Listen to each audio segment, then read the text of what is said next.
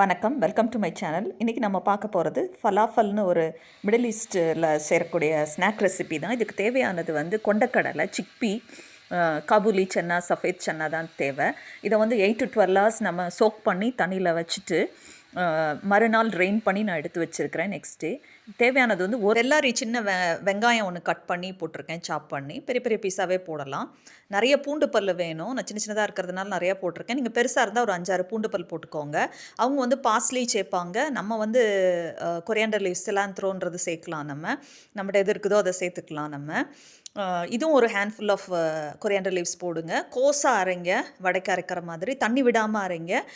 இப்போ நான் போடுறது சால்ட்டு போடுறேன், தேவையான அளவு சால்ட் போடுறேன். இதுக்கப்புறமா கொரியாண்டர் பவுடர் 1 ஸ்பூன் போடுறேன். அதுக்கப்புறமா cumin சீட் பவுடர் போடுறேன், ஒரு 1/2 டீஸ்பூன் போடுறேன், அல்லது 3/4 கூட போடலாம். நீங்கள் இது வேணும்னா போடுங்க, ஆப்ஷனல். இது ஒரு பிஞ்சு சோடியம் பைகார்பனேட், அதை சோடா சால்ட் சேர்க்குறோம், சேர்த்து நல்லா மிக்ஸ் பண்ணிக்கலாம். ஸோ நமக்கு போட்டிருக்கிறோம், தனியா பவுடர் போட்டிருக்கிறோம், ஜீரா பவுடர் போட்டிருக்கிறோம், அப்புறம் சோடா சால்ட் சேர்த்துருக்குறோம். அந்த ஆலு டிக்கி எல்லாம் பண்ணுவோம்ல, வடை பண்ணுற மாதிரி, வடை அளவுக்கு வேண்டாம், இந்த அளவுக்கு திக்னஸ் போதும். அந்த டிக்கி எல்லாம் பண்ணுவாங்கள்ல, அந்த அளவுக்கு போதும். ரவுண்டாக அந்த மாதிரி ஷேப்பில் பண்ணிவிட்டு நடுவில் ஒரு சின்ன குழி மாதிரி பண்ணிக்கோங்க. லேசாக அதிரசத்துக்கு பண்ணுற மாதிரி, ரொம்ப வடைக்கு பண்ணுற மாதிரி லேசாக சின்னதாக ஒரு குழி பண்ணிக்கோங்க. அப்புறம் எண்ணெய் நிறைய வேணும் நமக்கு, டீப் ஃப்ரை தான் பண்ண போகிறோம். இந்த எண்ணெய் சரியான ஹீட்டில் இருக்குதான்னு செக் பண்ணுறதுக்கு ஒரு சின்ன பீஸ் எடுத்து போடுங்க. போட்டால் அது மேலே வந்துடணும், கீழே நிற்கக்கூடாது, ஒட்டக்கூடாது. அந்த மாவு பேட்டர் ஒட்டக்கூடாது, அந்த மாதிரி இருக்கணும்.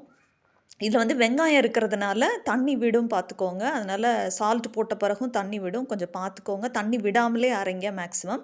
இப்போ கோல்டன் ப்ரௌன் ஆகிற வரைக்கும் நீங்கள் மீடியம் ஹீட்லேயே வச்சு இதை வேக விடுங்க. வெளியே கிறிஸ்பியாக இருக்கும், உள்ளுக்குள்ளே இந்த சோடா சால்ட் போடுறதுனால நல்லா சாஃப்டாக இருக்கும், நல்லா டேஸ்டியாக இருக்கும். ஒரு ஈவினிங் ஸ்நாக்ஸாக செஞ்சு சாப்பிட்லாம். என்றைக்காவது ஒரு நாள் நம்ம செஞ்சு சாப்பிட்லாம். ஏன்னா ரொம்ப நம்ம ஆயிலி ஐட்டமும் சாப்பிட்றது அவ்வளோ ஹெல்த்துக்கு நல்லதில்லை. பட் இது நல்ல டேஸ்டியாக இருக்கும், பார்த்துக்கோங்க. டிஃப்ரெண்ட் டேஸ்ட்டாக இருக்கும். செய்து பாருங்கள். லெஸ் இன்க்ரீடியன்ஸ் தான், குயிக்காகவும் ஆகிடும் உங்களுக்கு.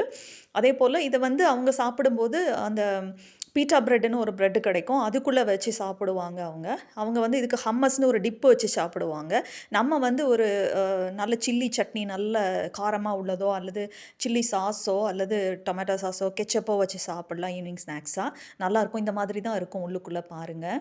நல்ல டேஸ்டியாக இருக்கும். இந்த மாதிரி ரெசிபீஸ் உங்களுக்கு பார்க்கணுன்னா என்னோடய சேனலை சப்ஸ்கிரைப் பண்ணுங்கள், உங்கள் ஃப்ரெண்ட்ஸ்க்கெல்லாம் ஷேர் பண்ணுங்கள். இன்னும் டிஃப்ரெண்ட்டான ரெசிபீஸ்லாம் வருது. தேங்க்யூ ஃபார் வாட்சிங், subscribing my channel. Have a nice day. மறக்காமல் பெல் ஐக்கனையும் ஆல்ங்கிறதையும் டச் பண்ணுங்கள். அப்போ தான் என்னோடய லேட்டஸ்ட் அப்டேட்ஸ்லாம் உங்களுக்கு உடனுக்குடனே கிடைக்கும். தேங்க்யூ.